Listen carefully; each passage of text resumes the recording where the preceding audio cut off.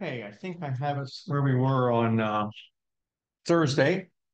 We were in fluid and electrolytes, and I promised that we'd get better Thursday. Um, and the last thing I think we were talking about was why does a person that has diabetes mellitus, pee all the time? And the answer to that it's not like in diabetes insipidus where you don't have any antidiuretic hormone being released, and there you have no control over the need to urinate, and then that makes you thirsty because you're losing water, so you have to drink something to replace it. In diabetes mellitus, the problem is the glucose. The glucose is in the blood.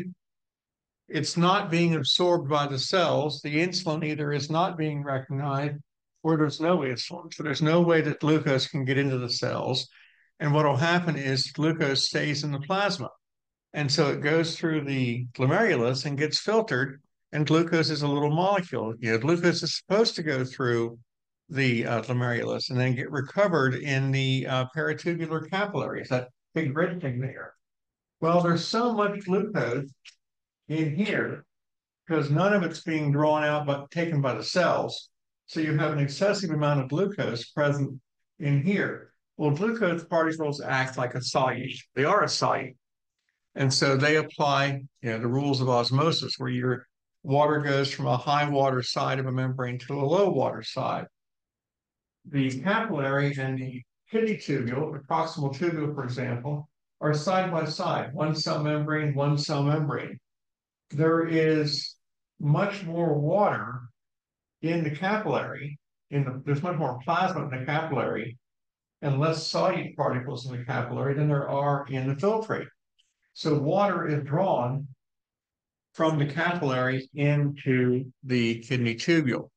So you end up simply because of the presence of glucose. Glucose is the solute. High water means low solute. That means that you go back to think about AP1 and think about osmosis. I know it's a lot to ask on a Monday morning. Um, I'm still closing myself on it a little bit too. But you have less solute particles here in the plasma than you do over here. There's a whole lot more glucose over here because it wasn't going into the cell. That means there's less water in here. And there's more water here. And osmosis always goes across the membrane from high water to low water. So water goes into the kidney tubule. And what you get is that highly detailed technical animation of the three water molecules moving across. What a buildup for that little disappointing example. However, but that's why someone with diabetes pees all the time, because the glucose, which they're not retaining and not recovering, stays in the filtrate and is drawing water from the peritubular capillaries. And so the need to urinate frequently is simply because of the high levels of glucose in the filtrate. And of course, one of the cardinal signs of diabetes mellitus is frequent urination, followed by frequent thirst. Well, because you're losing a lot of water, so you pee a lot. If you pee a lot, you are going to, your salt concentrations rise. Remember, the amount of salt in our body stays pretty constant. It is diluted if we have more water, it's concentrated if we have less water. So we get thirsty because we're losing water. Same sign, that's shared with diabetes insipidus. With insipidus, you're losing water and you're thirsty. You're losing water because you don't have any antidiuretic hormone. But in mellitus, it's because you got all this glucose here. The important difference is that the third cardinal sign of diabetes mellitus is a constant hunger because the cells are starving. Cells are not getting their glucose. And so there's this hunger that isn't going to meet the need. There's this hunger for carbohydrates, for fats, for proteins, that because the cells are starving, and so the body responds by saying, I'm hungry, even though that most of that glucose, most of those carbs that are coming in are not going to get into the cell. So again, insipidus and mellitus share two of the cardinal signs. different causes in each one. This is driven by too much glucose in the filtrate. Insipidus is caused by a lack of ADH. Now, there are problems that occur with water in our bodies. If some is good, more is not better. It's, pretty good rule here. Uh, the A person who overhydrates, it's possible to overhydrate. Uh, if you take in too much water too quickly, you will start diluting the salt in our bodies. The normal salt concentration is somewhere around between 280 and 300 milliosmoles of salt. We don't lose the salt. Any salt we lose, we recover right away. The water levels can fluctuate. The more water that you take in, the more you're going to dilute the salt in our bodies. If I have, I go back to my magic beaker, if I have a 2 liter beaker here, and I fill it up to 1 liter and I put in 100 grams of salt, I have a 10% salt solution. Everybody, you know, okay, math in public on a Monday morning, So, so what if I dilute it and add an extra liter? If I have 2 liters now and still 100 grams of salt, I'd have a 5% salt solution because the amount of salt that's in the beaker hasn't changed. It's still 100 grams, but I've doubled the amount of water, so I've diluted it even further. If I let that 2 liter beaker of water evaporate down to the 1 liter level, my salt content, my solution is going to be back to 10%. So I haven't lost any of the salt. The salt doesn't go out and doesn't evaporate. Whatever salt our bodies lose, we recover or we replace. So we try to maintain a very constant salt concentration in our bodies. What we can do is very quickly dilute that. If you're drinking water and you decide that you want to drink 2 liters of water, really, you're really thirsty. So you just chug a 2 liter bottle of water. You're going to have some issues. You're going to throw yourself into a condition known as hyponatremia. Natremia means sodium. Sodium level here. Hypo means depressed. You're depressing the sodium concentration. So now your salt levels have dropped, not because you've lost salt, but because you've added too much water. A person who drinks excessive amounts of water can slide into hyponatremia. And what will happen then is the cells are going to say, hey, there's a lot of water in the interstitial fluid. How to get there? Everything we eat and drink goes into our plasma, right? So you drink 2 liters of water, it goes into your plasma. It becomes interstitial fluid because the plasma leaks out of the capillaries. Capillaries are leaky. And now we have a lot more water outside our cells. And the cells say, hey, it's more dilute out there. I better bring some of that water in to try and reach equilibrium. And the cells are going to swell up. It looks something like this. Hypotonic hydration. Take in too much water too quickly. You're going to dilute the plasma, which means you're going to dilute the interstitial fluid. The sodium levels are going to drop simply because there's more water out there. The total amount of salt in the body hasn't changed. We've just added a whole lot more water. So hyponatremia adds more water in the interstitial fluid. And since the cell says, hey, you are more dilute than I am, osmosis says water goes from the higher water to the lower water. So water moves into the cell and the cells start to swell up. And that's not a good thing. Some cells, like blood cells, are so sensitive that they swell up, they'll pop, they'll lyse. We don't want to see brain cells swelling up, but they will. So we call this water intoxication, and it can be fatal. Years ago, there was a contest at a radio station in San Diego. I think it was San Diego. It was probably 20 years ago. It was when the Nintendo Wii came out. Remember the Wii? The Nintendo Wii. And this radio station got this great idea of hold your weed to win a weed. So what they would, is it sounds great. All you got to do is keep drinking water and not urinate. And whoever could hold it the longest would win the Wii, the Nintendo Wii. And you know how it's a game console people do. The brand new console, PS whatever, or the Xbox whatever number, and it'll release 100 and drive the demand way up. Well, Nintendo wasn't any different. So everybody wanted to get a Nintendo, and so this woman was trying to win a Nintendo for her family, and she kept drinking the water, drinking the water, drinking the water, and she collapsed and died from water intoxication. She had diluted her salt concentration so much that her cells were starting to become damaged and causing arrhythmias in her heart and irregularities in her brain, and she died. So she didn't get the Wii either. So, however, I think her family ended up owning the radio.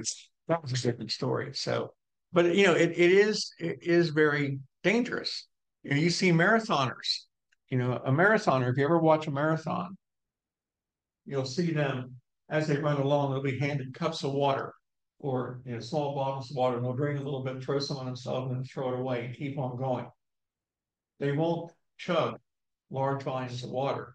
If they chug a large bottle of water at the end of the race, they're likely to end up in this. They know they have to drink carefully so they don't slide into this uh, water intoxication stage. Now, other problems. If we have too much water, it has to go somewhere. If we're not causing swelling in the cells, it's going to accumulate in the tissue. It's going to get stuck in the interstitial fluid. We're losing fluid from the plasma. It moves into our tissues, causes what we term edema, swelling. Edema is a normal response to an infection. We or an injury. We bruise something and we bleed into it, and we have plasma leaking into it. So we have swelling around the structure. Inflammatory response triggers increased permeability of blood vessels and causes vasodilation. More blood flows in. The vessels become leakier. We have more plasma becoming interstitial fluid into the spaces. We swell up, designed to get the white cells to go into the injured area. Or we have problems with return blood flow.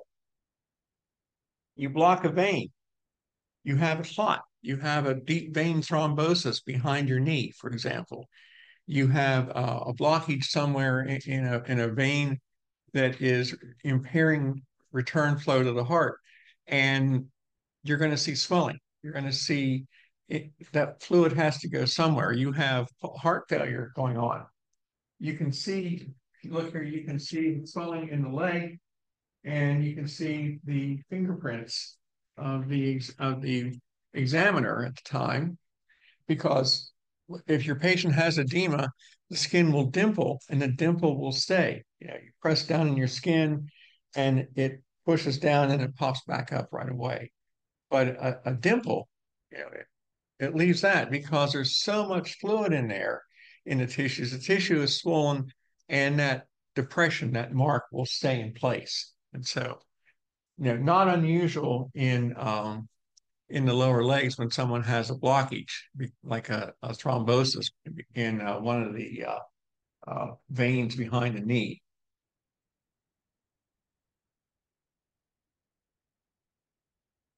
So sodium is really important here. Sodium is really the driver for a lot of activities in our bodies.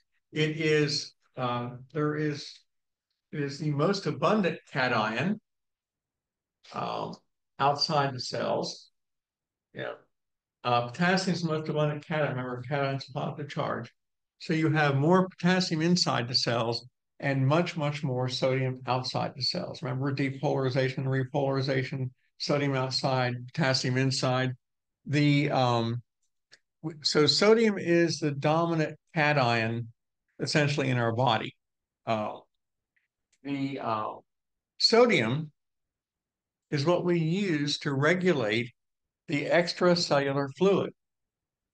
Too little sodium in the interstitial fluid, that's the extracellular fluid.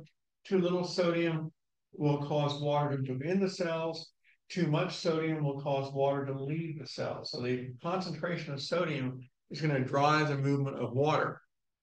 We can affect blood pressure. We retain sodium means we retain water. Remember aldosterone, retaining sodium in the distal tubule. So we retain sodium, we're going to retain water, and we increase our blood volume. Blood pressure goes up when blood volume goes up. So we see sodium playing that role there. Um, we regulate the amount of water inside the cells, the intracellular fluid, ICF. Because if we have less sodium outside the cell, water's going to leave the cell. If we have less sodium, it means we have more water. Um, if we have more sodium outside the cell, we have less water. Water will leave the cell. If we have um, uh, less sodium outside the cell, water will go into the cell because water is always going to go from the high water side to the low water side. So we have two conditions that can occur. Hyponatremia, we just talked about that, where you have too much water in the plasma, which means too much in the interstitial fluid, which means too much water around the cells, or hypernatremia, where you have excessive sodium. Excessive sodium in the plasma is going to mean excessive sodium in the interstitial fluid, which means it's going to draw water out of the cells. So it's either hypernatremia or hyponatremia. And we don't want to see either one. We don't want to have too much because if we are experiencing hypernatremia where we have too much salt, it means our water levels are down. Water levels, we don't measure water in our bodies, but we measure the salt concentration because the salt concentration will tell us the water level. If our salt's up, then our water's down because we've lost water. Salt concentration will rise as the water level drops. If the salt concentration is low, it means we have too much water or excessive water. So we don't have to measure the water concentration. We monitor the sodium concentration. And the hypothalamus does that for us. It has osmoreceptors. The kidneys monitor sodium concentrations. So we don't have to monitor water. Water is going to fluctuate all over the place anyway. So we monitor sodium.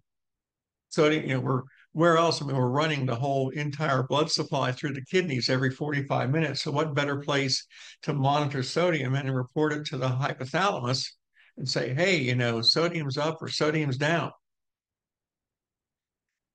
Nearly all of sodium is the key solute in the interstitial fluid, the extracellular fluid. All the other ones are just, they're there, the calciums and the magnesiums, but it's sodium. Sodium's the driver for what's going on here.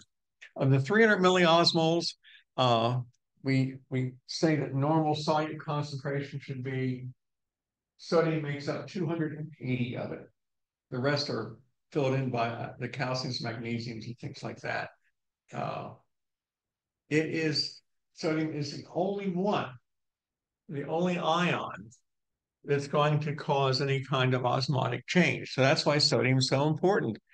If sodium's up, that means water's down. If sodium is up, water is down. If sodium is down, then water is up. So they are inversely related because we're not going to lose the sodium. We're either going to gain water or lose water. That's going to affect the sodium concentration.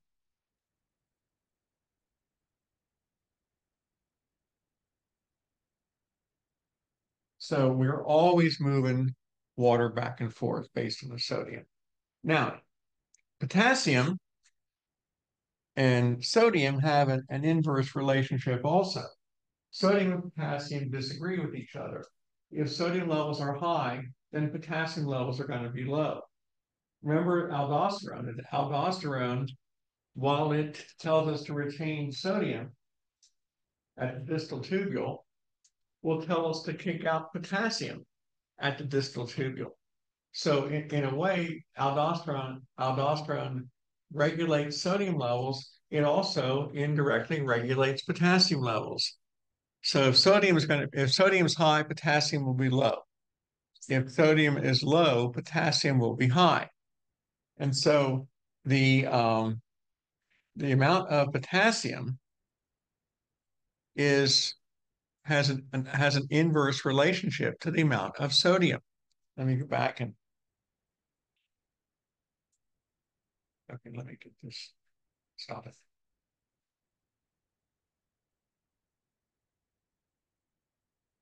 Okay, now here we see a cell.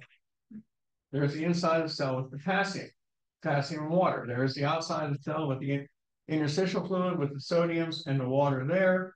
And what's going to happen here is that if we lose the potassium, water's going to leave the cell.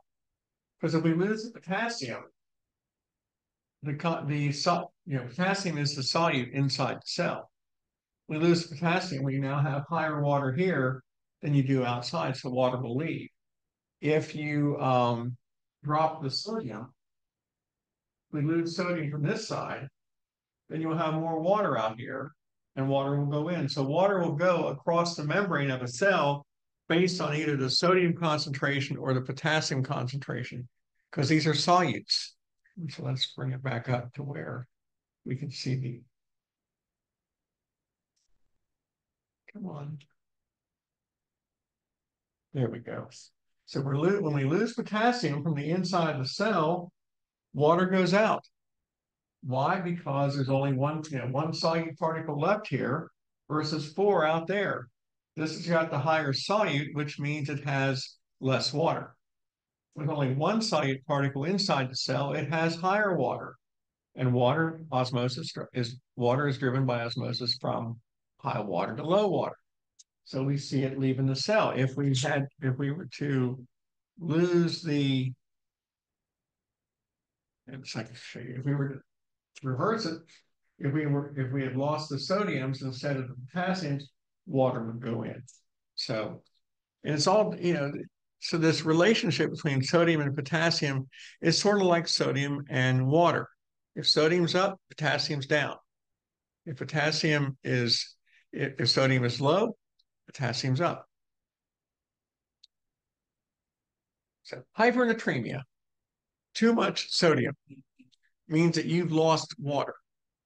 It could also mean that your patient has ingested larger amounts of sodium. They're retaining sodium for some reason. It's hypernatremia is usually from water loss. A person who is experiencing a high fever, they perhaps are in a very hot environment and they're losing water through perspiration. Uh, they're not replacing it and can very easily slide into hypernatremia, where you have too much salt left over. You're losing water. So, so either you're losing water, not taking enough water to replace what you're losing. This is going to cause a condition of hypernatremia. So you're going to have higher sodium levels in the interstitial fluid because you're losing water. Because remember, plasma becomes interstitial fluid, becomes lymphatic fluid, becomes plasma again. So if you start losing, if you start losing water from perspiration or from not drinking enough water, your sodium levels are going to climb in the interstitial fluid. So you're going to start losing water from the cells. The cells are going to start shrinking. So that hypernatremia, too much sodium is remaining in the plasma. Hyponatremia is either caused by a lack of sodium, which is possible, or too much water. You know, drinking too much water over a short period of time will dilute your plasma, which will dilute your interstitial fluid, lowering the sodium concentration in the interstitial fluid around the cells, and that will cause water to go into the cells. The cells will start swelling up. The other possibility, though, of course, is that you're drinking too much water at one time. So the ingestion of, as they say, ingestion of excessive water here is usually the culprit, drinking too much water too rapidly. Or it could be that the kidneys are retaining more water. Yeah. Maybe you are releasing a lot of aldosterone. Maybe you're retaining water that way. So you're maybe you're not retaining your sodium. Maybe you're losing sodium. Typically, though, it's going to be too much water. So if you are if you are in a hyponatremic state, you're not going to be thirsty. You've got thirst is driven by the sodium concentration. Sodium concentrations only have to rise 1 to 2%. So we go from 300 milliosmoles to 310 milliosmoles. That's all it takes. A 1 or 2% rise, I guess that's the right number, something under 310 milliosmoles. How about that? So a 1 to 2% rise in the salt concentration caused by a lack of water is all it takes to make us thirsty. So if you are hyponatremic, if you have less sodium because you have more water, you're not going to be thirsty. You're going to have a higher output, you're going to pee more if your water levels are up. If your water levels, if you are hyponatremic, your patient's not going to be thirsty. They're not going to be peeing a lot because high water levels are a very good inhibitor of antidiuretic hormone. A person who uh, drinks a lot of water, if you decide to drink 6 liters of water here, one after another, just because you can, okay, you are going to be peeing very quickly, very shortly. And that high level of water will inhibit ADH. Remember, antidiuretic hormone tells you to not pee. Antidiuretic hormone tells you to retain water. Well, if you dilute your plasma with lots of water, the last thing you want to do is retain any more water, so you're going to pee a lot. So in hyponatremia, typically caused by too much water coming in, you're not going to be thirsty. You're going to inhibit your ADH release, and you're going to have to pee all the time. Now, that's if you drink a lot of water. Now, if it's a kidney issue and you're retaining water, you've got other things going on here. So, questions on sodium. Yeah, very common for people to go into hyponatremia, if they drink excessive amounts of water, on a hot day and they're, trying to stay hydrated while they're staying overhydrated. Very easy also to go into hypernatremia on a hot day because you're not drinking water. You forget to drink water. You're sweating a lot. You're perspiring. You're losing water. You're losing water from the water vapor you're breathing out. Your salt levels are rising. Antidiuretic hormone is telling you not to pee, so you don't lose any more water, but you are continuing to lose water through evaporation. Your salt concentration will rise. You'll get thirsty. Those types of, so we would exhibit a mild hypernatremia when we lose a lot of water, through, you're working outside doing something on a hot day and you're perspiring, you're losing water, you're not replacing it. You may become slightly hypernatremic. If you're drinking a lot of water while you're working outside and you're drinking excessive water, you may become slightly hyponatremic too. So it's when we move into the extreme ends of this scale, it's when we get in trouble. Okay, what about potassium?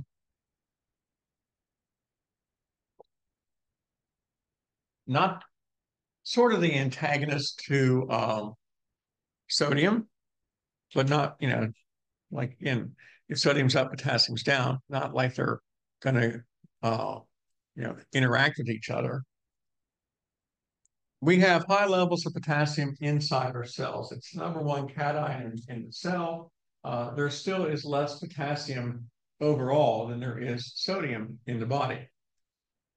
We know that potassium is responsible for maintaining the charge on the membrane. That's RMP, resting membrane potential.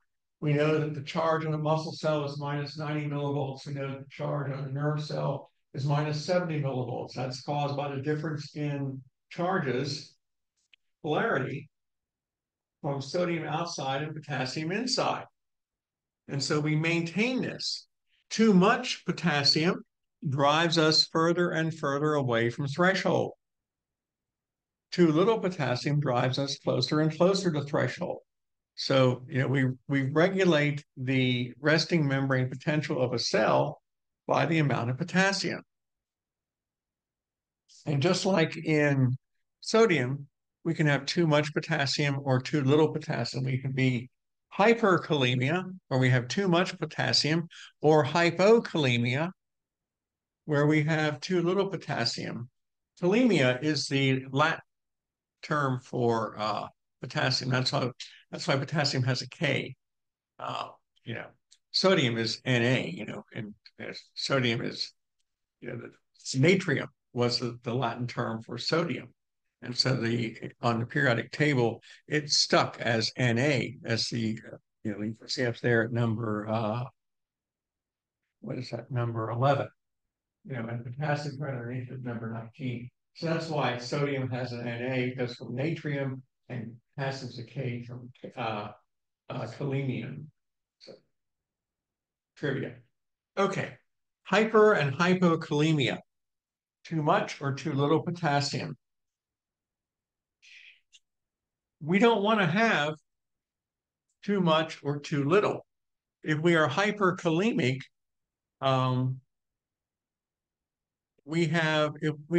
if our potassium levels are elevated, if we have too much potassium in the extracellular fluid, we are going to affect the charge on the membrane. We are going to make it more difficult to depolarize. Depolarization requires sodium to come into the cell and change the charge. You know how depolarization works. Sodium has to come in the cell, change the charge. We hit threshold, we get an action potential, whether it's a nerve cell or a muscle cell. If we have too much potassium, we can't depolarize properly. Too little potassium in the extracellular fluid causes us to be hyperpolarized. We are further away from threshold. So in either case, we can't get an action potential forming when we're trying to make one. And so we can't get muscle contractions, we can't get nerve impulses, we can't get an action potential to spread across the heart. And our heart will stop if we have too much or too little potassium. So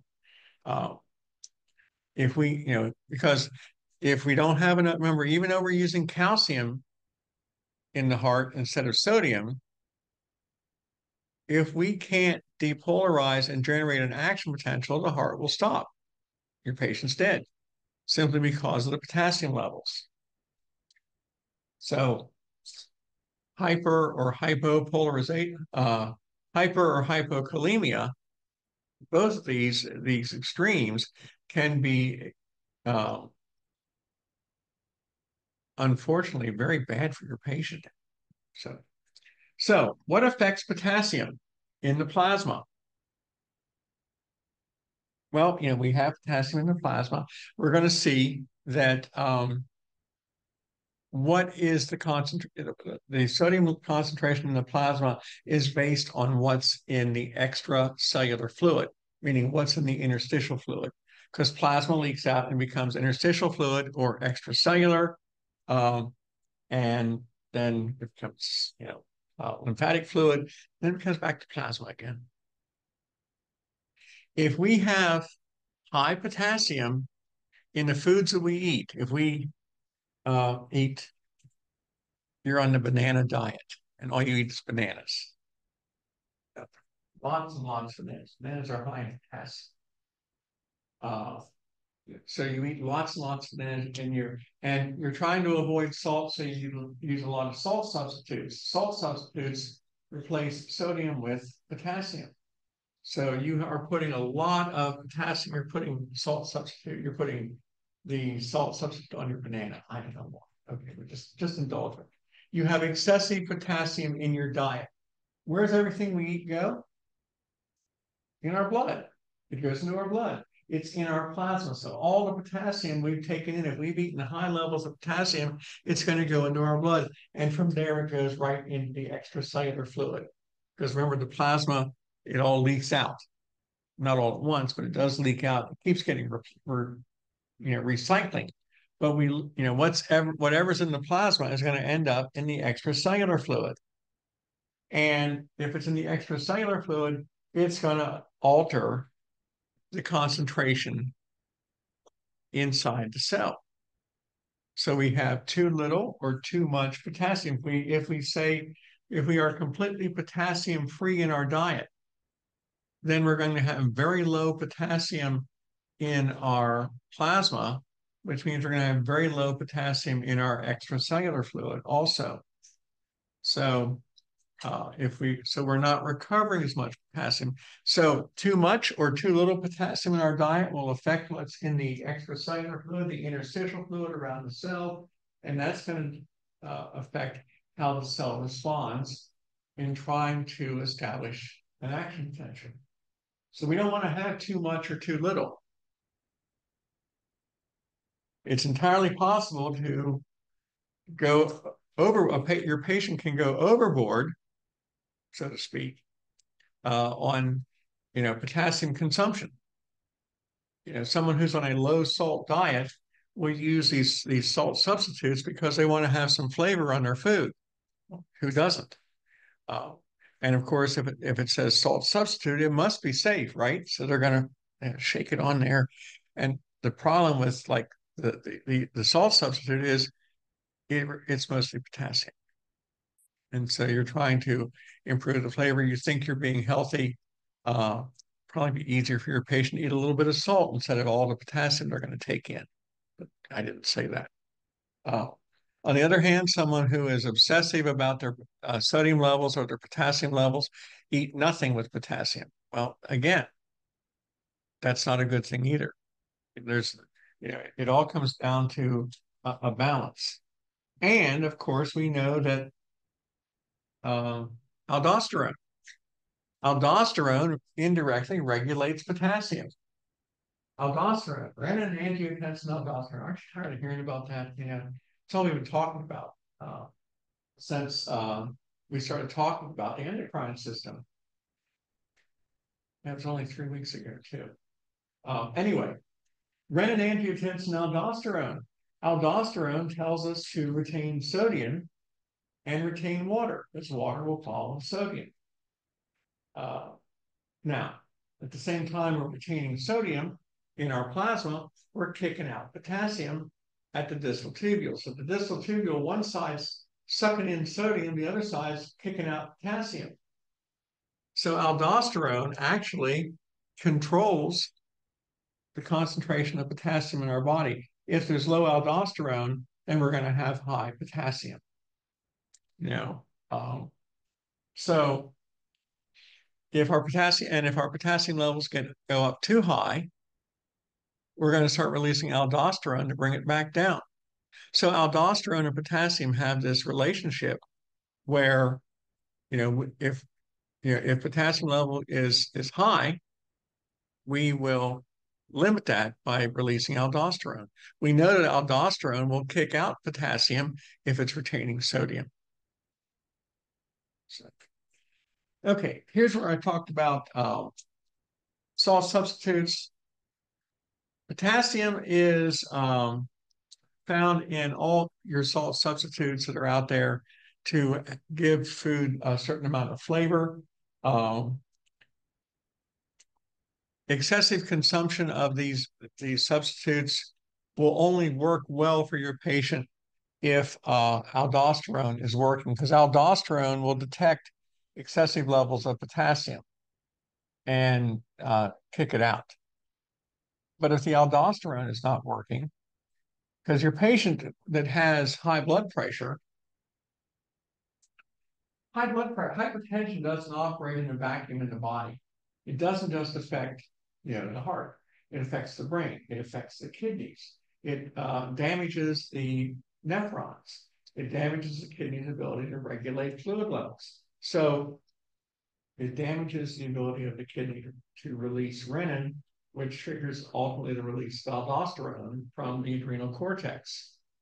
So excessive levels of potassium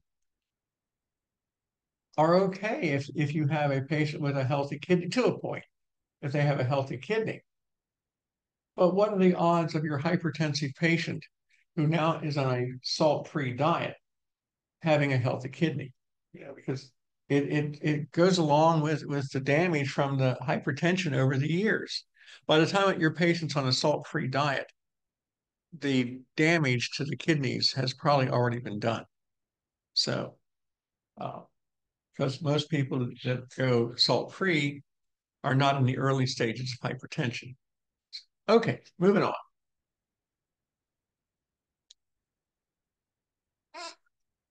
If we don't have any aldosterone, if the aldosterone levels are low, if we're not producing aldosterone, your patient's going to die because your patient will retain too much potassium. Aldosterone is what we use to get rid of potassium. If the kidneys are not producing aldosterone, it doesn't matter if they're eating any sodium or not, potassium in their food or not, they're going to start retaining more and more potassium and kill them very quickly. It says swift and lethal. So a lack of aldosterone. On the other hand, suppose you have a tumor on the adrenal cortex and you're at the zona glomerulosa and you're pumping out lots and lots and lots of aldosterone. And that means you are kicking out more and more potassium. Then you are becoming hypokalemic and you die. So the end result of too much or too little potassium sort of has the same endpoint. Your patient's dead because you're either hyperkalemic, you have too much potassium, and your patient dies, or you have too little and your patient dies. If you have too little potassium, your patient hyperpolarizes. They can't get to threshold. They don't get an action potential. If you have too much potassium, then you're going to make it impossible for enough sodium to come across the membrane and depolarize, and your patient dies. So it's a cheery note about potassium, isn't it? So it is a very popular drug for it's been used in the past by potassium. It's been used in the past to commit suicide without any evidence or to kill people without any evidence because, potassium's in our bodies, right? An autopsy is usually not going to reveal potassium. Maybe, maybe not. So don't get any ideas. So I was about to say you were telling us how to kill sleep. it goes with the territory, And remember, a toxicologist will tell you that everything is a poison. The dose makes the poison. The amount of water is a poison in sufficient quantities. Oxygen is a poison in sufficient quantities. So everything can kill us if we have, too much or too little. Okay. Hyperkalemia, too much potassium.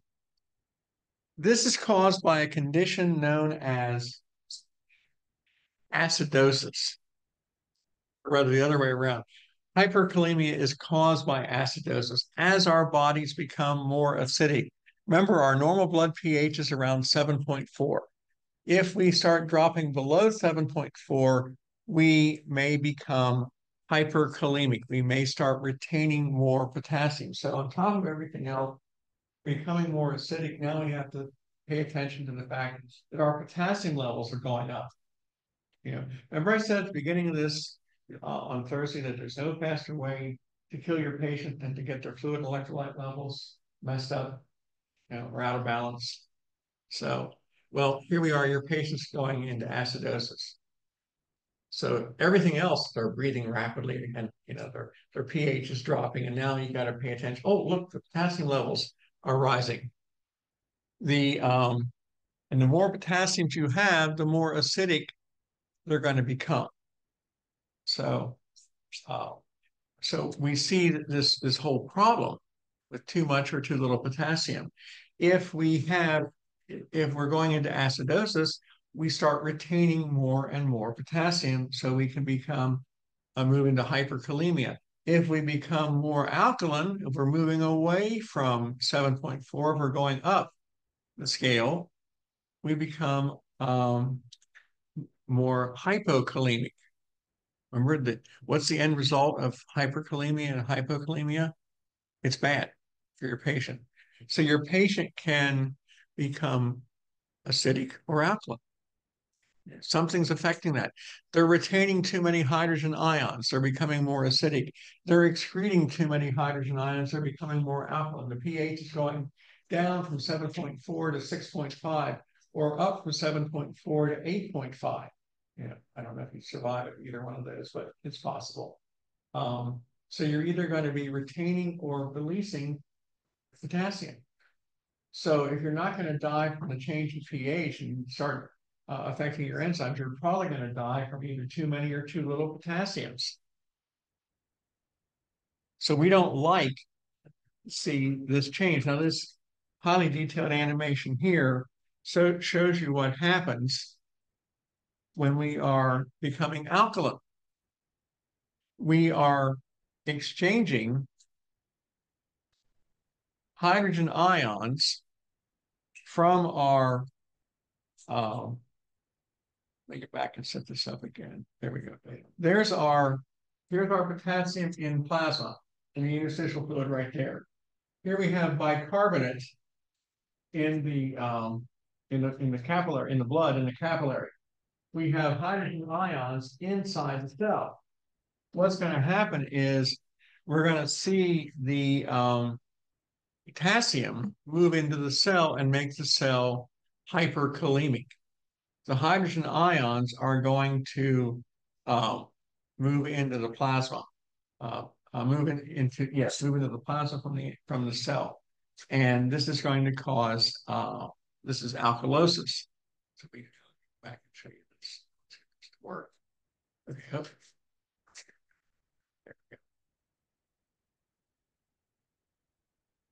There we go. For every potassium going into a cell from the plasma or from the interstitial fluid, we're going to send a hydrogen ion back out to the blood. Why is it going out to the blood? Because this is a bicarbonate. You were alkaline. Let me go back and set this up one more time. In this condition, where you have all these bicarbonate ions out here, sodium bicarbonate, baking soda is a base. So you are now alkaline, you are in alkalosis out here, your pH is well above 7.4.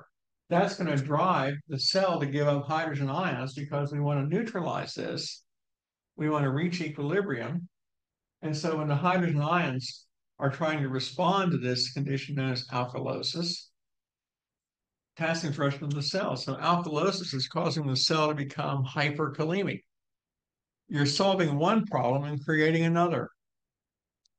So, and again, there we go. Alkalosis ends up causing hypokalemia. Now, what's the wrong way? Okay, something a little less dramatic is calcium. We looked at sodium, we looked at potassium. Calcium is another one of the big ions. We know where most of our calcium is kept in our bones and along with our phosphate. Calcium levels are controlled by parathyroid hormone. It is one of those humoral stimuli we talk about. Parathyroid hormone gets released from the parathyroid glands when blood calcium levels drop. And so parathyroid hormone tells us to dissolve bone, to release calcium, to stimulate retention of calcium in the small intestine thanks to vitamin D, and it tells us to retain calcium in the distal tubule. There's that distal tubule again. We're recovering sodium and potassium. We're recovering sodium at the distal tubule. We're kicking out potassium at the distal tubule. We're retaining calcium at the distal tubule. So the three things that parathyroid hormone does for us: osteoclasts break down bone, the kidneys recover calcium at the distal tubule, and the small intestine uses vitamin D to help us recover, activated vitamin D to help us recover calcium in our diet. We can't get calcium through the small intestine unless we have vitamin D. That's why vitamin D is so important to us. That's why vitamin D is added to dairy products so that we can get the calcium out of the dairy product. So thanks to parathyroid hormone, this is where we're going to get most of our calcium being recovered. Remember, calcitonin released by the parafollicular cells doesn't do a whole lot. Calcitonin is only used when we have excessive calcium. We very rarely have excessive calcium. We're always going to be in a depressed state for calcium. So we're always releasing parathyroid hormone. What controls our calcium levels is, we've released parathyroid hormone. What controls parathyroid hormone is if our calcium levels are reasonably normal for a while. So calcium is very important to us. Calcium is responsible for blood clotting. Calcium, if you remember the extrinsic and intrinsic pathways, calcium plays a major role in there. Calcium is responsible for contraction of skeletal muscle and cardiac muscle.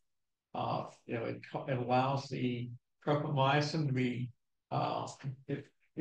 calcium binds to troponin and rolls the tropomyosin out of the way, exposing the binding sites on the actin. It's stored in the sarcoplasmic reticulum, so that's a big role of calcium there. Plus, calcium opens up the calcium channels at the end of the axon terminals to let calcium come in, triggering the formation of the neurotransmitter vesicles that are going to migrate to the end of the axon terminal, release the neurotransmitter. So we really want calcium. We keep most of our calcium in our bones, calcium and phosphorus. This giant reservoir of bone, we keep all of our calcium there.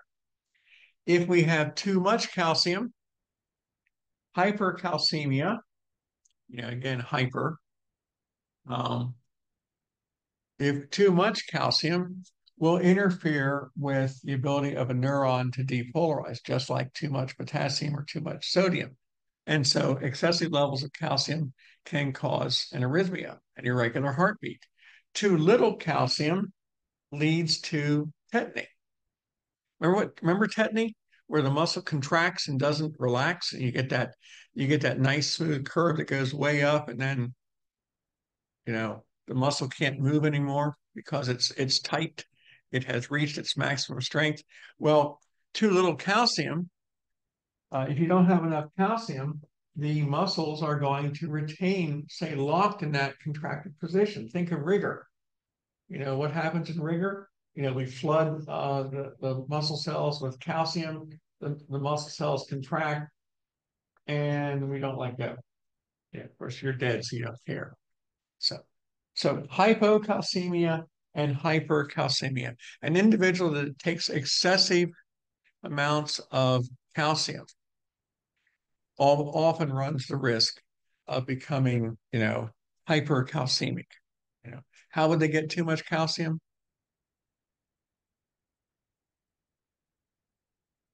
Well, most of us don't go around eating chalk, right?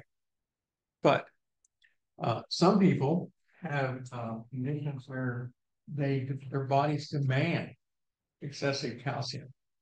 Perhaps they would have this desire to constantly be eating antacid tablets, which are mostly calcium. They're fruit flavored. They taste good, I guess. And I once knew a person I worked with that would go through a bottle of fruit flavored Tums every day because they're tasty. You know, she had a lot of kidney stone problems too. She could never figure out the connection. Uh, but she was a botanist, so she didn't understand things like that. So, but that was her short-term issues were kidney stones. What about uh, the possibility of heart arrhythmias in here? Some people are so obsessed over a mineral deficiency that back when lots of people smoked, they would lick ashtrays. Yeah, because of the minerals left behind from the burning of the cigarette, or they would chew on burnt matches. Uh, an even more absurd situation would be chewing on paint, lead paint, for example. But because there's this desire to get minerals in the body, and mostly trying to find calcium. Anyway, doesn't happen very often, but it does happen. So there aren't many things that our bodies won't demand us to do. So, and licking ashtrays is sort of out there, but it used to happen. So okay, moving on. I can't mess up anything talking about acid-base balances here. I can't mess up any foods or Oreos or barbecue or third-degree burns or anything like that with acid-base balances. So everything's good with this. Okay. Now, we know that the pH scale goes from 0 to 14. Most people don't drink brain cleaner, pH of 14. However, it is a popular way to kill yourself, believe it or not. You know, um, you know, some people do drink Drano to try and die, but it usually is very painful and doesn't work. Uh, you know, Soapy water, pH 12. Baking soda, good old baking soda. Sodium bicarbonate has a pH of 9. Well, your stomach acid is 7.4. We talked the other day about taking a dose of soda, a couple tablespoons of baking soda in warm water and stir it up and drink it down, and it hits the stomach acid pH of, it's pH of 2 because of the hydrochloric acid present there. And you get this big reaction with the baking soda, release a lot of carbon dioxide. Your patient has this very, it's very satisfying burp, and it releases the gas pressure from what they call the indigestion. So uh, seawater, is slightly up, or what we call just pure water, distilled water has a pH of 7. This is neutral. Below that, we start hitting things like saliva and urine, which are around pH of 6. Black coffee, pH of 5. Tomato juice, a pH of 4. Orange juice, 3. Stomach acids, the gastric acids, pH of 2. Hydrochloric acid, pH of 1. And then battery acids, the stuff that we find inside the sealed batteries in our cars. Uh, 0 to 1. Extremely acidic acids. So we like to stay right around 7.4 as our range. We are slightly alkaline, I guess, because we're always generating carbon dioxide, which is forming carbonic acid when it combines with water. Our blood pH runs between 7.35 and 7.45. We don't want to go above 7.45 because that's alkalosis. We don't want to go below 7.35 because that's acidosis. We start having problems. If we get more acidic, our blood pH drops below 7.35, many of our enzymes that control reactions in our bodies are pH sensitive. They will become denatured as the pH drops, as it becomes more and more acidic. A person who has gone into cardiac arrest, who is not pumping blood around, who is not removing carbon dioxide, CO2, the cells are still generating CO2. Even nerve cells don't stop functioning for 5 minutes. Muscle cells last for hours. And so these cells are still undergoing cellular respiration, in words, and generating carbon dioxide, which is going into the blood where it's not moving around, but it's forming carbonic acid. So your patient's getting more and more acidic because the heart has stopped. Enzymes are being denatured. They're breaking down. They can't function. One of the treatments when you're dealing with a cardiac arrest is the introduction of sodium bicarbonate, a baking soda solution, to neutralize the increased acidity in the blood. You know, uh, large syringes pre-filled with a sodium bicarbonate solution administered into the body to neutralize the rising level of carbonic acid, making your blood more acidic. And that's one of the consequences. If we get too alkaline, your patient has they are hyperventilating. They are blowing off too much carbon dioxide. Their blood is becoming more and more alkaline. And again, you're killing off enzymes. You know, one of the reasons that when we start breaking down starches in our mouth, because our mouth is around a pH of 7.4, and amylase, the enzyme amylase, works just fine at that pH. But you get amylase down into the body of the stomach where the pH is 2 and amylase isn't going to work. Remember, we finished the breakdown of starches in our stomach in the fundus of the stomach. The fundus is that curved region, over here, that curved region of the stomach near the top of it, away from where all the gastric pits are. And so our amylase can continue to function in that part of the stomach. Because carbohydrates, once they hit the pH of 2, the amylase is destroyed. So we try very hard to maintain a relatively normal pH here.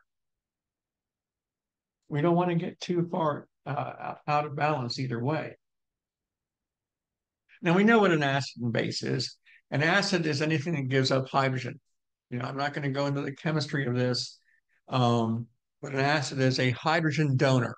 Hydrogen ions. The more hydrogen ions you have, the more acidic you're going to be. A base is a hydrogen ion acceptor. It has to grab onto something. Um, the base is usually going to have a negative charge to it because the hydrogen ion has a positive charge. Sodium bicarbonate, for example, it is a good example. Bicarbonate is a base. Hydrogen ions are uh, uh, an acid. More hydrogen ions you have, you want to neutralize excessive acids. You want to neutralize excessive bases. Hydrogen ions come from a variety of sources in our bodies.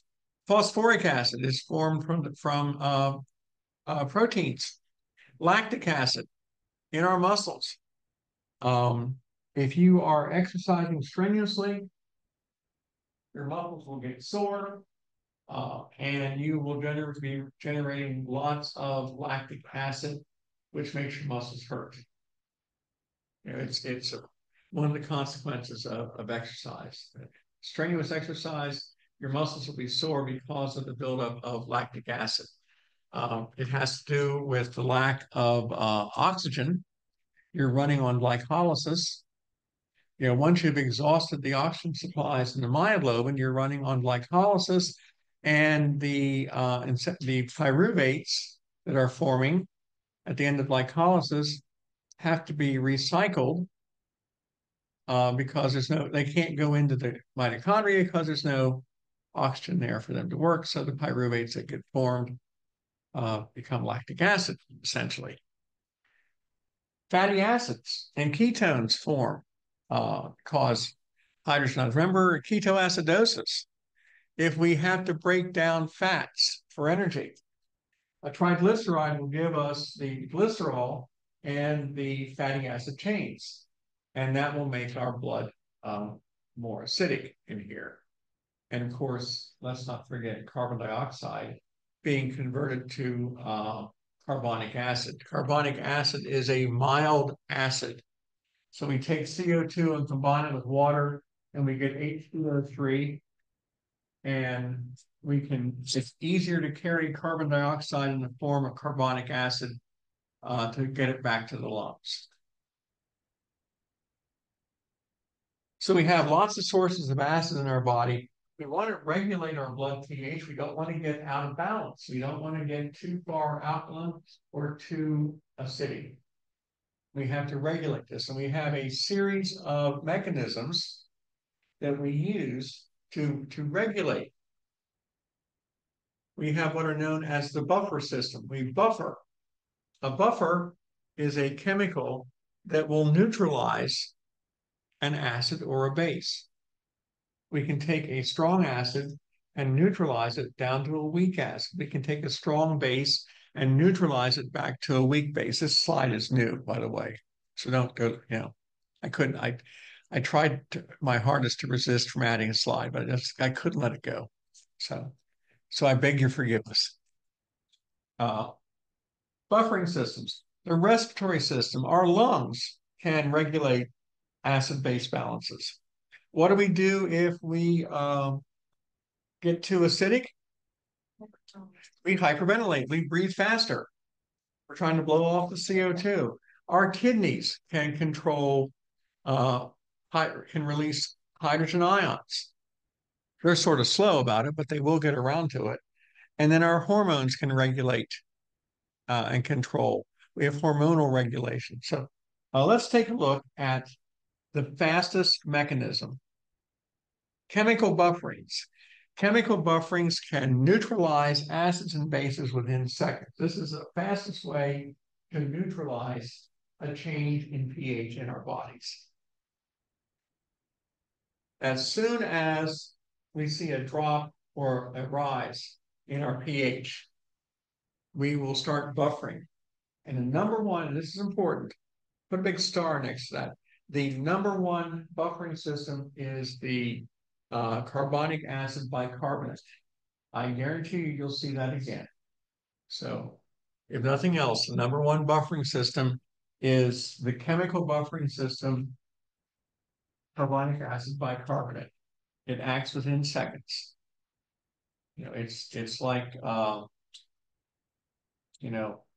it's like the reaction of baking soda and vinegar. You know how fast that goes. It just foams up right away.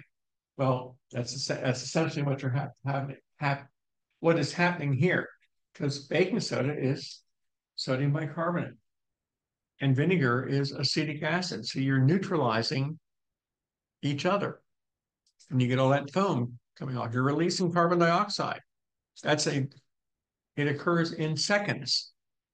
So the most important chemical buffering system is the carbonic acid sodium bicarbonate system. We also have the phosphate buffering system, which uses phosphates to produce the same result as carbonic acid, but still carbonic acid is the driver. And there's a protein buffering system, which is a little slower, but it again, trying to do the same result, because some proteins can have positive and negative charges on there too.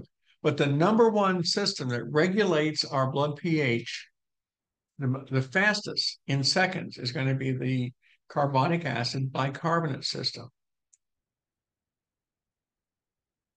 And here's an example, highly detailed technical drawing here. Carbon dioxide released by the cells combines with water in the plasma.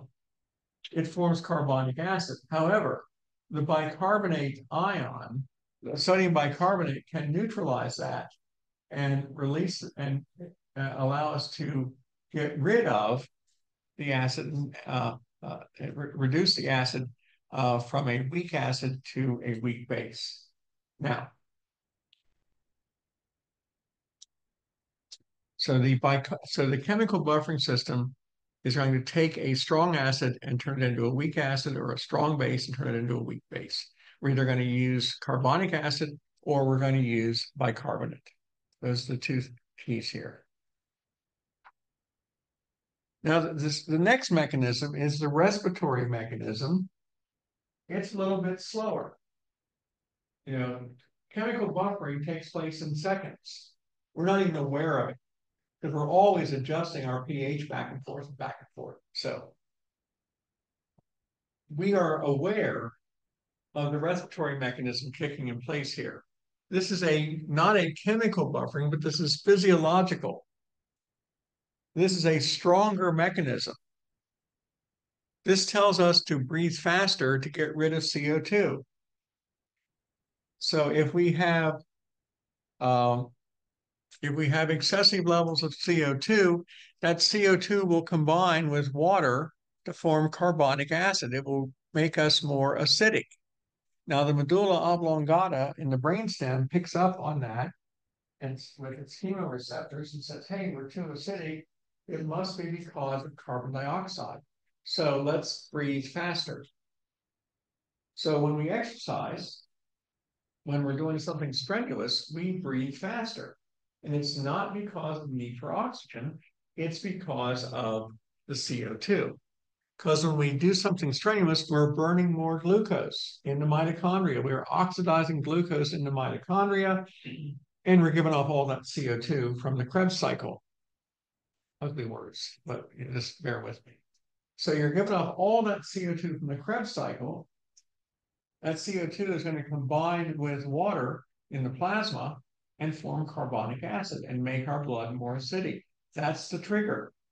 The medulla senses that change in pH and says breathe faster to get rid of the CO2, driving our pH back up to 7.4. So we blow off the CO2 and we're aware of it. You run up a flight of stairs and you're breathing a little faster at the top of the stairs. Now, the other side of this is if we have low CO2, if our CO2 levels are very low, then our medulla is going to detect that by a drop in carbonic acid, and it will cause us to breathe slower. If we breathe slower, we are retaining more CO2 because if we have lost a lot of CO2, our pH is not going to be going down, it's going to be going up. We're going to become less CO2 means we are more alkaline. Lots of CO2 makes us more acidic. We start going down the pH scale. Less CO2 makes us more alkaline. We start going up the pH scale. The medulla says, hey, we don't have enough carbonic acid. We're not acidic enough. Let's slow down our breathing rate. We'll retain the CO2. We will become more acidic and bring our pH back up to 7.4 as opposed to, or back down to 7.4 because we're moving up the alkaline scale without that CO2. We're moving up the alkaline scale. We want to bring it back down to 7.4. And so that's what we do. We breathe slower. We may not even be aware of this, of breathing slower. On the other hand, what do you do if someone's hyperventilating? What's the old, you know, tried and true? Get a paper bag, exactly. Breathe into the paper bag. Why? Because you're going to rebreathe CO2. And the more CO2 you breathe in, your medulla is going to detect that chemical change in your blood as you're breathing in more CO2, and it's going to slow down your breathing rate. All because of CO2. CO2 is always the driver on our breathing rate. It has nothing to do with oxygen. Oxygen we have plenty of. We have more than enough oxygen. You know, even one pass through our body, a red cell only gives up 20% of its available oxygen, so we still got 80% left. I mean, even if it didn't get loaded up in the lungs again, it could still go around another time. So the driver is never the amount of oxygen, or usually never the amount of oxygen we need. It's always driven by, either too much CO2 or too little CO2. That controls our breathing rate.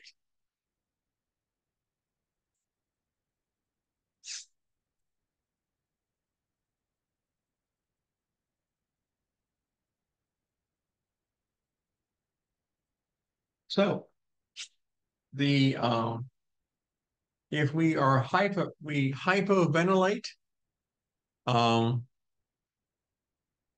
if we are if we hypoventilate, what do? We end up with respiratory acidosis. If we are not breathing at a normal rate of 15 breaths per minute, for example, we would be in respiratory acidosis. We're not blowing off the CO2 like we should.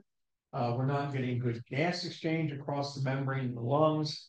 If we haven't run up a flight of stairs, you know, uh, we're breathing like 5 or 10 breaths a minute, for example, instead of 15. So we are hypoventilating. That drives us into respiratory acidosis. We are retaining the CO2. If we hyperventilate, that drives us into respiratory alkalosis. Now, both of these conditions are not good. Respiratory acidosis or respiratory alkalosis. You know, if the breathing rate is too slow or the breathing rate is too fast.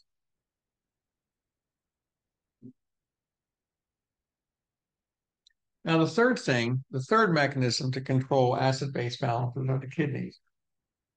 The kidneys do a great job, but it takes a couple of days for them to spin up to go to work on this.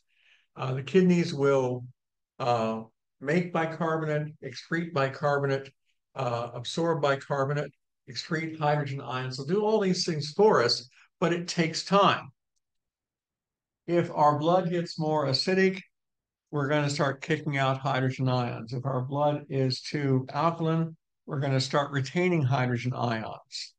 Uh, but that takes a couple of days for that to occur. So it's not a rapid response. You know, long term, yeah, they're great. Uh, the one of the things the kidneys do for us, though, is they're the only way that we can get rid of a metabolic acid like lactic acid. Now, we go exercise, our muscles hurt from we've done a lot of strenuous activity. Glycolysis has kicked in. We've made all the pyruvate. We couldn't send it anywhere because we're out of oxygen in the for the mitochondria in our muscle cells, and so we just convert that pyruvate to lactic acid, and it hurts. And then our kidneys get rid of that in a day or so, and the pain goes away. Um, so we don't slide into metabolic acidosis here, but that takes some time. It's not an instantaneous response like chemical buffering or an almost instantaneous response like the respiratory response. Now, let's see. Let's take, I've got 10 slides to go. Let's take 10 minutes and then we'll come back to this and wrap up fluid and electrolytes.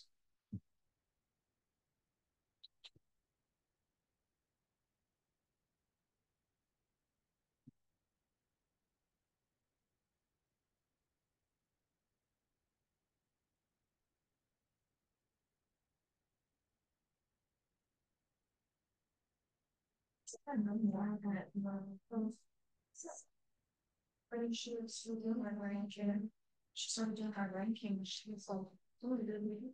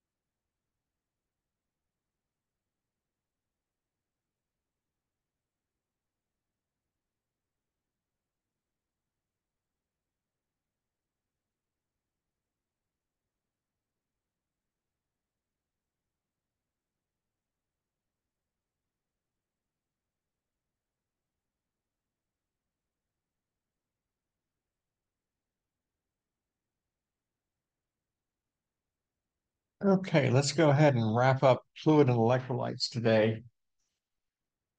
Problems in acid-base balances. There are two key things: respiratory acidosis and alkalosis, and metabolic acidosis and alkalosis. The In respiratory acidosis and alkalosis, you are having a problem with the lungs, whether their breathing rate is slow, whether the membrane inside the lungs is covered with mucus, affecting the movement of gases across the membrane. Something is not allowing the lungs to regulate pH. And the driver here in respiratory acidosis or respiratory alkalosis is the concentration of carbon dioxide, the partial pressure, the PCO2 in our blood. CO2 levels are going to be key on respiratory acidosis or alkalosis. Now, metabolic acidosis and alkalosis is caused by anything other than CO2. The driver here, it tells you that something's going on that makes it a metabolic issue, is what is the bicarbonate level? And it's just pretty straightforward, because if you're trying to figure out if you're dealing with a respiratory, if you're trying to deal with a metabolic, let me rephrase that. You're trying to deal with acidosis or alkalosis, the very first thing you do is what? How do you tell if something is acidic or basic? pH. pH, thank you. You check the pH. First of all, you have a patient with some sort of condition. Well, check the pH. pH is normal, then it's not acid base. If the pH is alkaline, then it's alkalosis. If it's acidic, then it's acidosis. So that's half your problem right there. Now, or half your solution. Is it going to be respiratory or is it metabolic? Now it's a little more, just a slightly bit more complicated here. Acidosis, anything below 7, pH is 7. As we get more and more acidic, we're going to die. You know, well, it's not an immediate thing. It's just you depress the nervous system as you get more and more acidic. Enzymes are dying, cells are dying. Your patient slides into a coma and dies because as we get more and more acidic. If we have alkalosis, it's above 7.8. Remember that our blood pH is normally 7.4. So anything above 7.8 is considered alkalosis. So what will happen here is we will go into tetany. The muscles will be contracting and stay contracted. We have, if we are becoming alkaline, it means that we're not releasing a lot of CO2, and it means we're not generating a lot of energy, and so our muscles will contract and stay contracted, and then we'll go into usually respiratory failure and then die. So bad endings on both of these. The first thing you do, though, with a patient that you suspect is having some sort of acid-base problem is to take the pH. That's going to tell you right away if it's a problem of acidosis or alkalosis. Respiratory acidosis. This is the most common acid-base imbalance that you'll ever see. Something is going on here with the respiratory system. Respiratory acidosis. You're not getting good exchange of gases in here.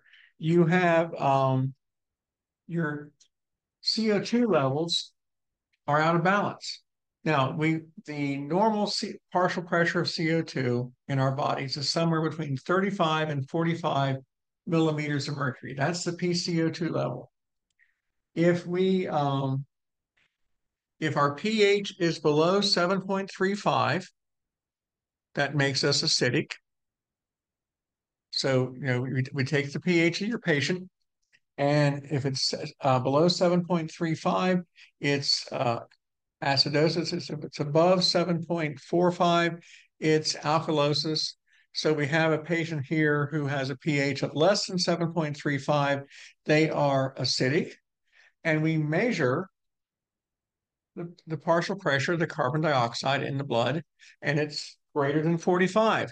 Well, the range for normal CO2 is 35 to 45. So here we see um, we have uh, we are retaining, in this case, why is our pH so low, less than 7.35? Because we are breathing slowly. Hypoventilation. We are retaining CO2. What does CO2 have to do with blood pH? It makes us acidic. CO2 combines with water in the plasma to form carbonic acid. The more CO2 we have, the more acidic we're going to be.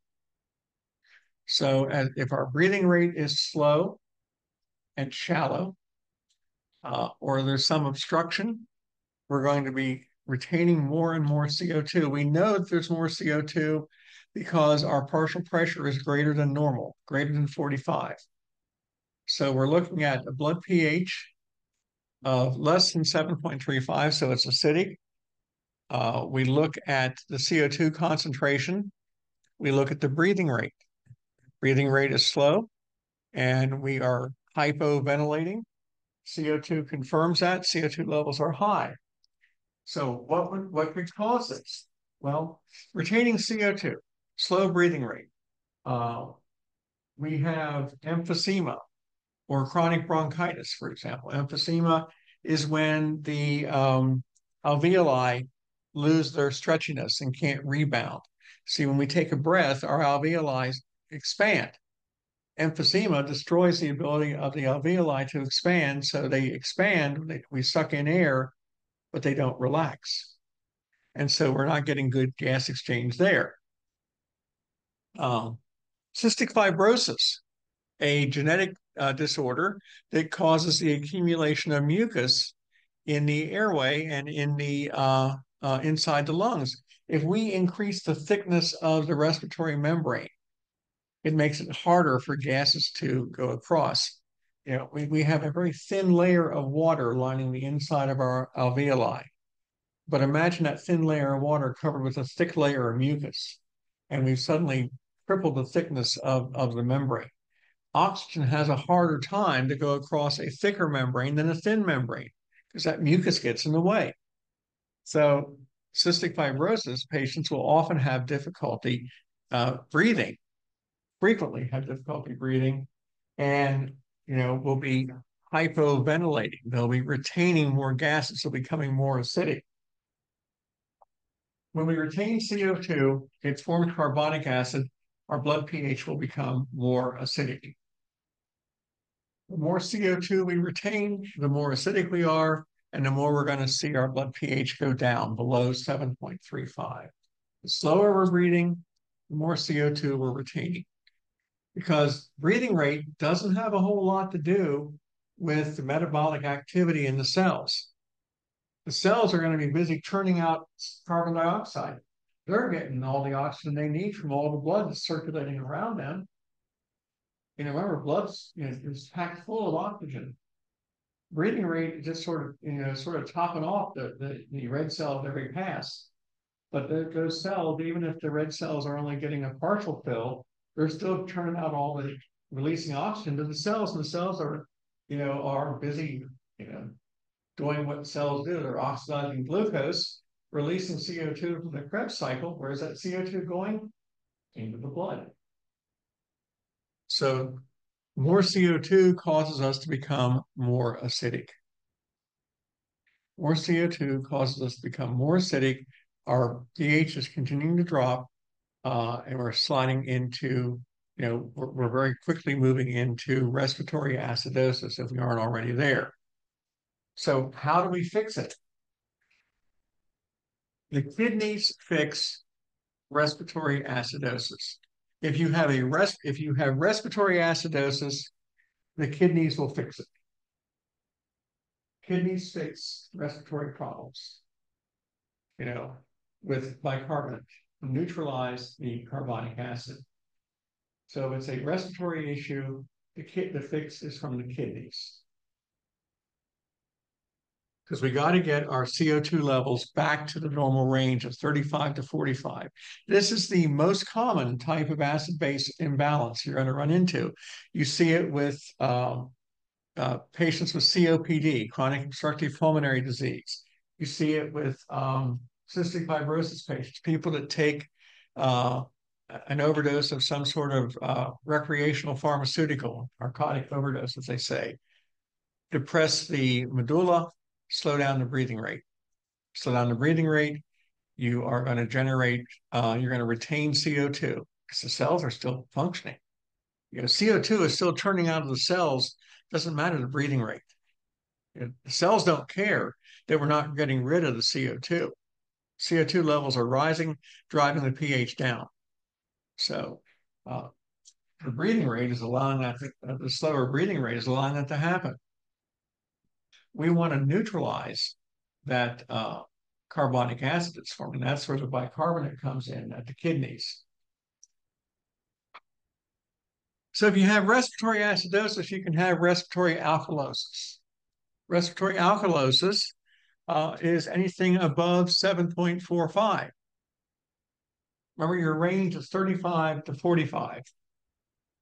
If you hyperventilate, you have a patient having a panic attack, for example, um, they're going to be breathing rapidly, blowing off their CO2. They're going to be driving themselves to a more alkaline state. Less CO2 means that you have less CO2 means less carbonic acid. You are less acidic than you were before, and now you're driving above 7.45. Again, the pH test tells you right away, are you acidic or are you alkaline? If it's below 7.35, you're acidic. If it's above 7.45, you are alkaline. If your patient is breathing rapidly, they have pneumonia, for example, they're having a panic attack, blood pH is likely going to be elevated above 7.45. The the pneumonia or can cause this. You know, again, you're not getting enough oxygen across, you're not getting gases across the membrane because pneumonia coats the inside of the lungs with additional mucus. You go to a high elevation, you may have difficulty breathing.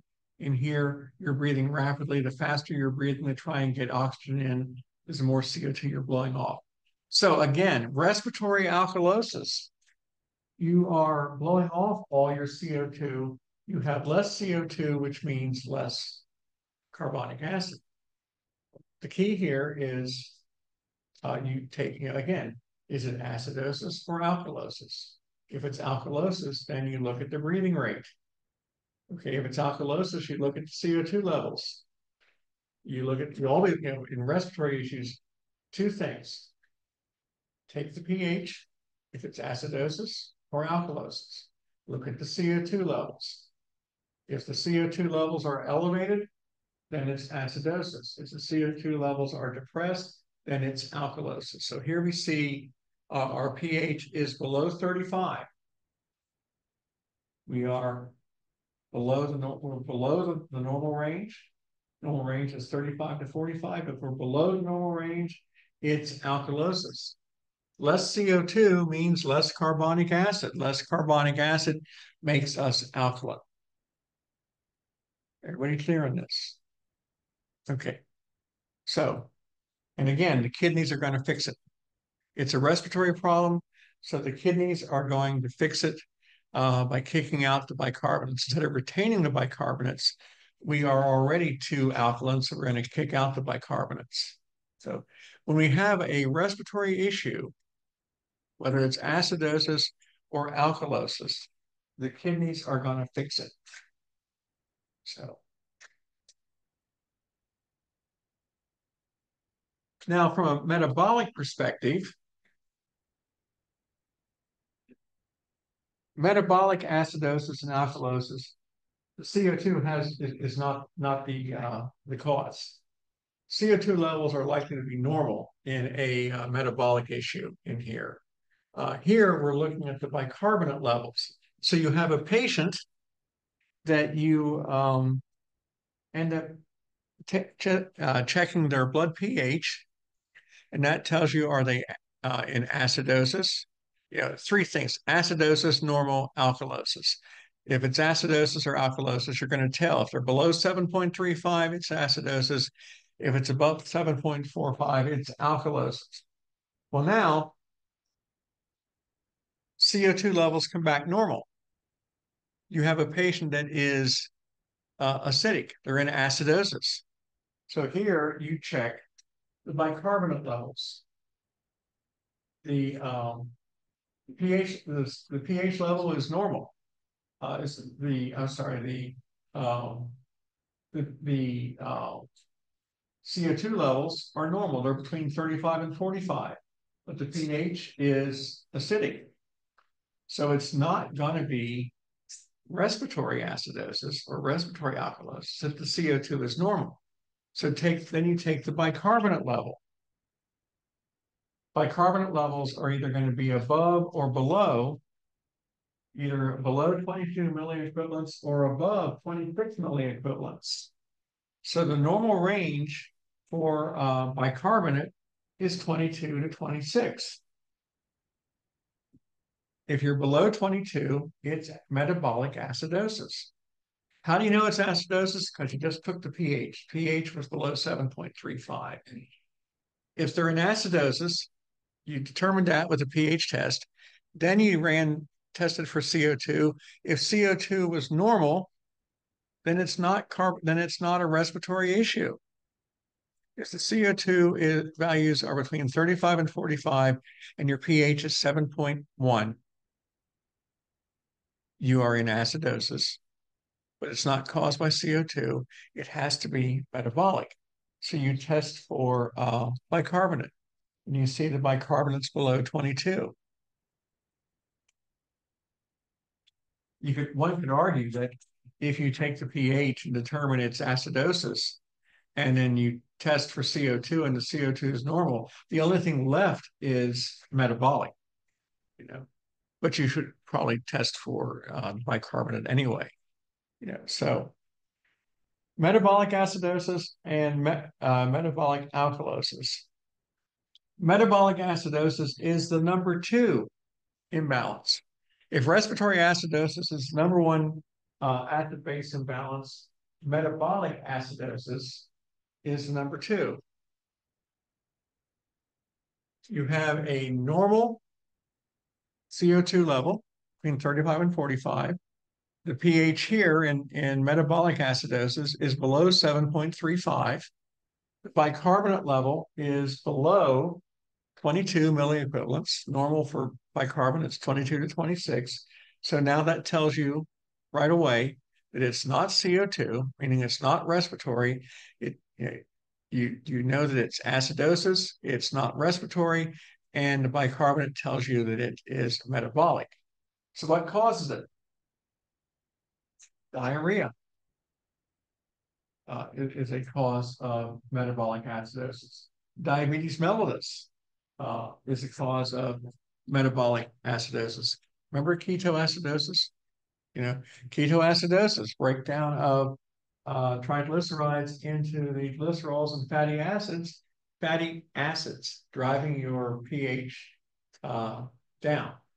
It's a metabolic issue.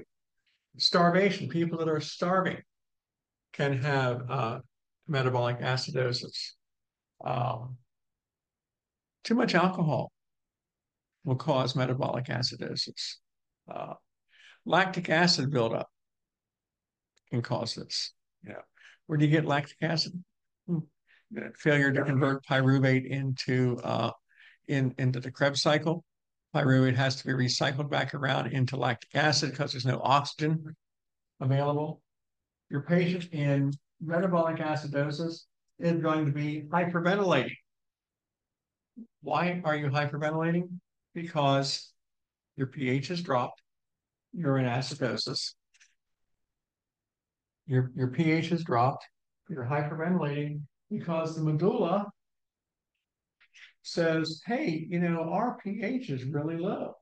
It's got to be because of CO2.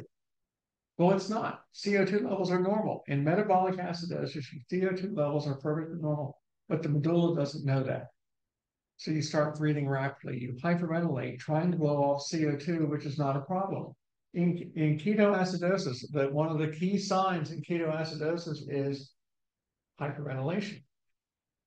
Because in ketoacidosis, you're breaking down these fatty acids and making your blood pH become more negative, more on the acidic side. The medulla doesn't know that. The medulla is only picking up the pH change. You're getting more and more acidic. Oh, we must breathe faster because it must be CO2. Medulla can't make that distinction. So your ketoacidotic patient in their diabetic crisis, besides smelling like a fruit, literally a fruity odor because of the ketones, they're going to be hyperventilating. Their blood pH is probably around 600, 1,000, extremely elevated in here, as they say, a diabetic crisis. So now, they're going to be hyperventilating. Your metabolic acidosis, they're hyperventilating for whatever reason. They're because of the low pH, not because of CO2. CO2 is still normal. So it's a metabolic issue. How do we fix it? We fix it with the lungs. Metabolic problems are always corrected by the lungs. In this case, um, the breathing rate increases because a lot of times it may very well be uh, a problem, a way to you want to remove. You breathe faster to blow off the bicarbonate ion.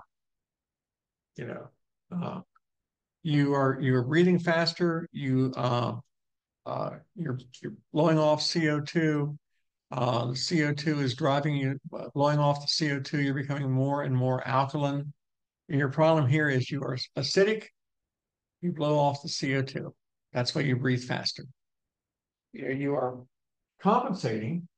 The respiratory system is compensating to try and bring you back up to a normal pH. Now, so you have rapid breathing. You know, it's not the CO2's fault. CO2 levels are normal, but if you can blow off CO2, that will cause you to retain more of your bicarbonate, driving you more alkaline. Because if you're headed down below 7.35 and you're spiraling down, if you can stop that spiral by blowing off the CO2, you'll come back up into a normal range. But that doesn't work with ketoacidosis. Ketoacidosis is not a CO2 issue. Yeah.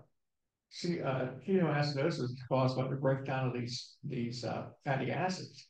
Now, can you compensate with blowing off CO2 with the acid from the fats? That's remains to be seen. That's why we do breathe faster.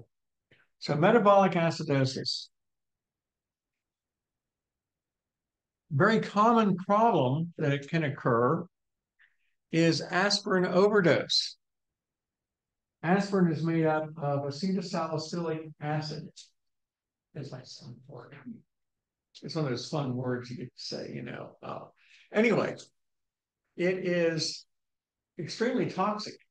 Believe it or not, 10 grams of aspirin is a toxic level.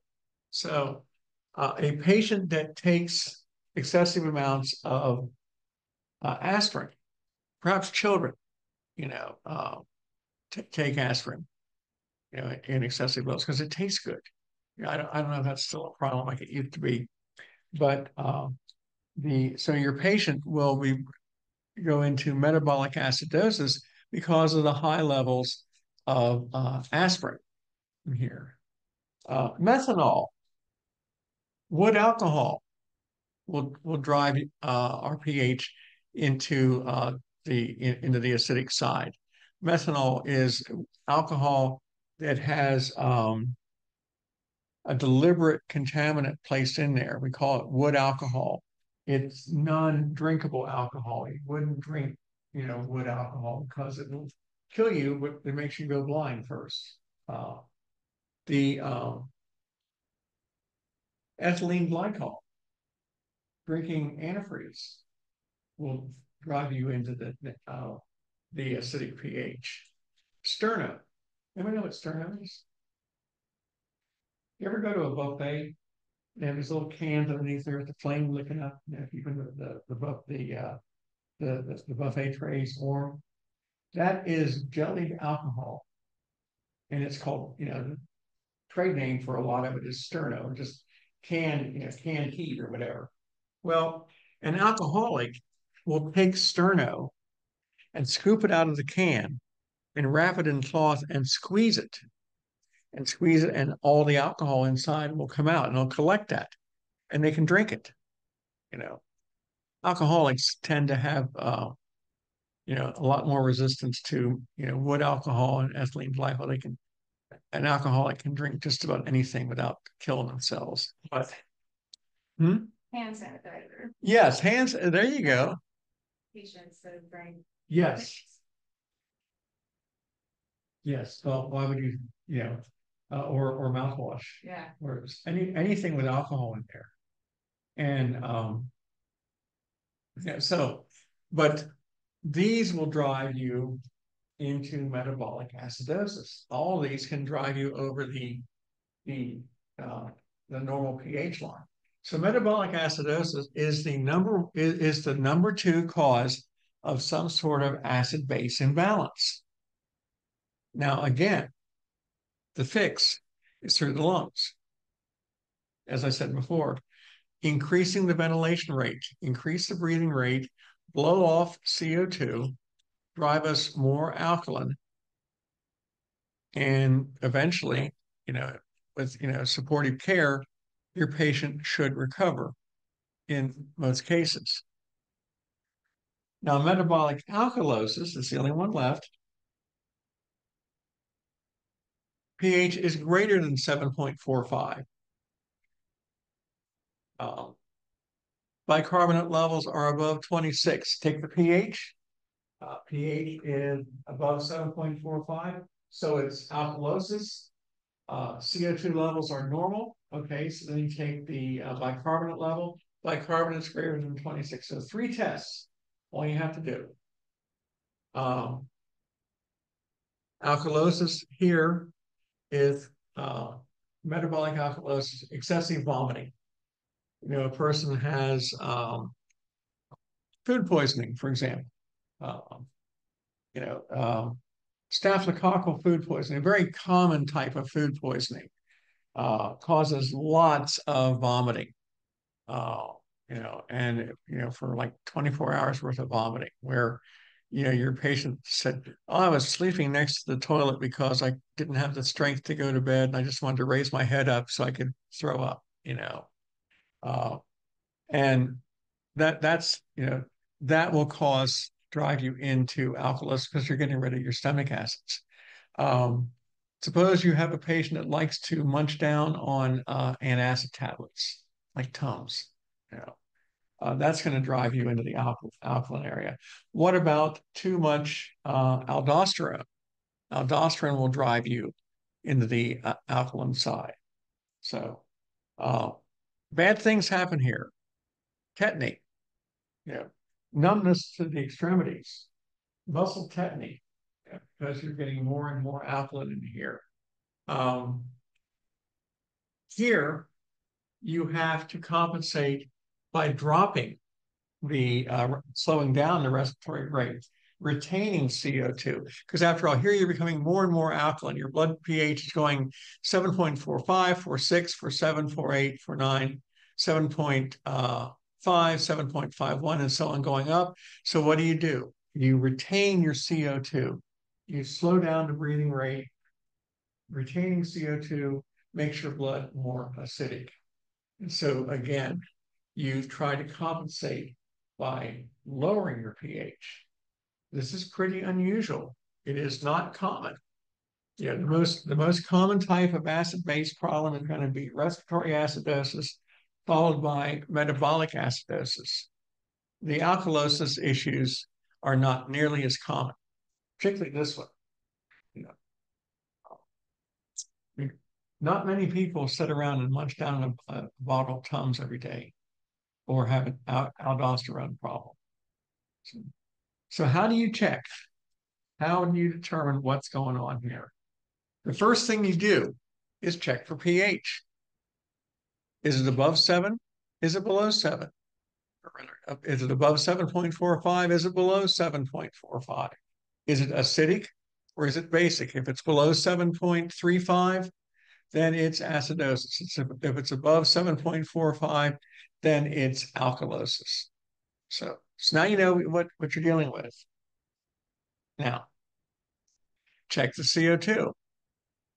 Um, check the CO2 levels. CO2's normal range is 35 to 45. If the CO2 is above 45, then it's going to be acidosis. If it's below 35, then it's alkalosis. If CO2 comes back normal, it's not a respiratory issue. Okay. If CO2 levels are high, then you are acidic because you have lots of CO2, meaning lots of carbonic acid. High CO2 equals more acid. Low CO2 equals less acid or more alkalinity. CO2 normal, not a respiratory problem. So you've done two tests. You've tested for pH, tells you it's either acidosis or alkalosis. You test for CO2. CO2 is either low, normal, or high. If CO2 is normal, it is a metabolic issue. Now you check the bicarbonate levels. If bicarbonate is below 22, it's metabolic acidosis. If it's above 26, it's metabolic acidosis. Three simple tests will tell you what it is. If it's and again, if it is a respiratory problem, then the kidneys will compensate. Kidneys will compensate for any respiratory issue. They'll either retain bicarbonate or excrete bicarbonate. If it's a metabolic issue, the lungs will compensate.